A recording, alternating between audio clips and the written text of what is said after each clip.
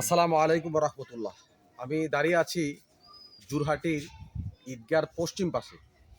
অর্থাৎ এই জুরহাটি মূলত কণিকারা গ্রামের জন্য জুরহাটিটা একটু অবহেলিত, বিশেষ করে রাস্তাঘাট। তা আমি দাঁড়িয়ে আছি ঠিক ঈদগার পশ্চিম পাশের রাস্তাটা দেখাচ্ছি আপনাদেরকে। এই যে রাস্তাটা অনেকদিন আগে একটু সংস্কার হয়েছিল, দেওয়াল সরকার আমলে এই রাস্তাটা একটু ইট বসানো হয়েছিল, পরে আর ওইভাবে কাজ করা হয়েছিল। দেখতে পাচ্ছেন যে পানির কারণে বৃষ্টি হইলে এই জায়গাটা অনেকটা তলে চলে যাচ্ছে। তো বিশেষ করে জুরহাটি যারা আছেন তারা এই জায়গাটা চলতে অসুবিধা হয়। এই জায়গাটা দেখেন, ঠিক বাজার থেকে একটা রুট চলে আসছে, এই রুটটা চলে গেছে সুদা পশ্চিম দিকে হইয়া আমাদের হেলাল কাহার জঙ্গু বাইসার বাড়ির সুদা দক্ষিণ দিকে এই রাস্তাটা চলে গেছে এদিকে। এটা কাঁচা রাস্তা, বৃষ্টি হলে খুব সমস্যা হয়ে যায়।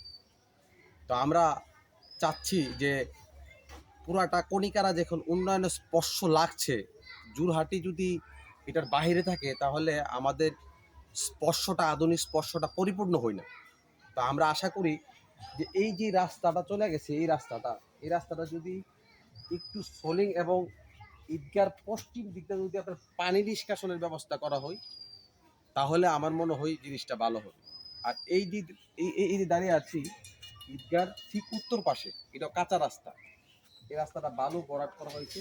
যদি ইটের সোলিং হই তাহলে আমরা আশা করি যে এই যে রাস্তাগুলো স্কুল কলেজে আসা যাওয়া করে এবং মসজিদে আসা যাওয়া করে এবং এই জনগোষ্ঠীটা আসা যাওয়া করে, তারা অতি সহজে চলে যাবে। আর এই রাস্তাটা দেখাচ্ছে এটা কাঁচা, এটা যদি ইটের সোলিং হয়ে যায় তাহলে আমরা মনে করবো যে জুরহাটির যে চারদিকের একটা অংশ, যোগাযোগ ব্যবস্থাটা আর উন্নত হবে। তা আমরা চাচ্ছি যে কণিকারা গ্রামের যে উন্নতি স্পর্শ বিভিন্ন জায়গায় লেগেছে, তো আমরা এই জায়গাটা একটু পিছনে আছি। তা আমরা আবেদন জানাবো যে রাস্তাটা আপনার সোলিং করে, ইটের সোলিং, আর এই জায়গাটা যদি আপনার ড্রেনেজ ব্যবস্থা করা হয়, পানিটা অতি সহজে আপনার নদীতে নেমে যাবে।